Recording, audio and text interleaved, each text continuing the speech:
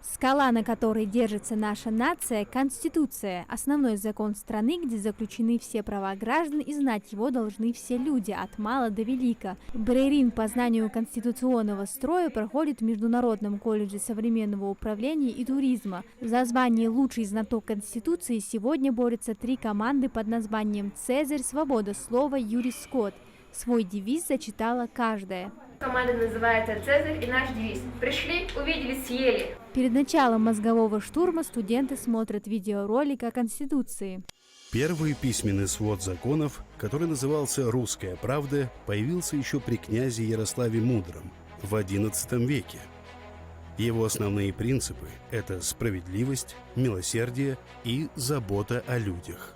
Эти же принципы отражены во многих статьях Конституции Российской Федерации, что свидетельствует о глубоких исторических корнях текста главного закона страны. Всего ребятам предстоит пройти 4 раунда. Первое задание – это блиц-вопросы. Когда отмечается День Конституции, кто является ее гарантом? За каждый правильный ответ 1 балл. Команда может отвечать только 1 раз. Свои ответы участники брейринга пишут на специальных бланках, и только потом ведущие зачитывают правильный ответ. Так никто не сможет жульничать. Можно ли, не находясь в России, но являясь ее гражданином, участвовать в выборах? Правильный ответ – да, обратившись в посольство Российской Федерации. Используя главу 2 Конституции Российской Федерации «Права и свободы человека и гражданина», необходимо определить, какие права использовали персонажи русских народных сказок. Это второе задание. Правила те же. Сказка Всеволода Гаршина «Лягушка-путешественница». На вопрос, каким правом воспользовалась лягушка, отправившись в путешествие, каждая команда дала правильный ответ – право на свободу передвижения.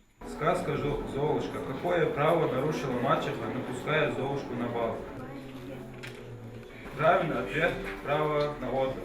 В рамках следующих раундов участникам предлагается ответить на большое количество вопросов за ограниченное время. Ребята заданиями справляются. Подготовка не прошла зря, говорит участница команды «Цезарь» Хадя Арчхоева. Громкое название соразмерно их настрою, они намерены только побеждать. Я узнала, что есть по сказкам можно, например, узнать, какие у тебя есть права.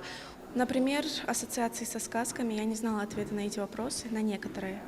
И благодаря ответам моих команд, противников моих точнее, я узнала правильный ответ на эти вопросы. Как думаешь, ваша команда сможет сегодня победить? Я думаю, да. Донести важность соблюдения законов государства, развивать гражданско-правовое образование учащихся, формировать активную позицию и правовое сознание.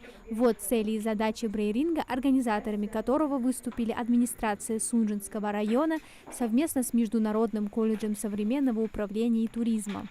Целью данного мероприятия является популяризация среди подрастающего поколения, среди студентов, чтобы они знали Конституцию, историю Конституции, как его принималось и для чего. Поэтому у нас также по всему району проводятся такие брейринги, акции и другие мероприятия. Это в районном доме культуры, в всех сельских поселениях, на домах культуры, также и в библиотечной системе Сунжинского района. Знание Конституции дает именно представление о тех основах нашего государства, которые заложены в Конституции.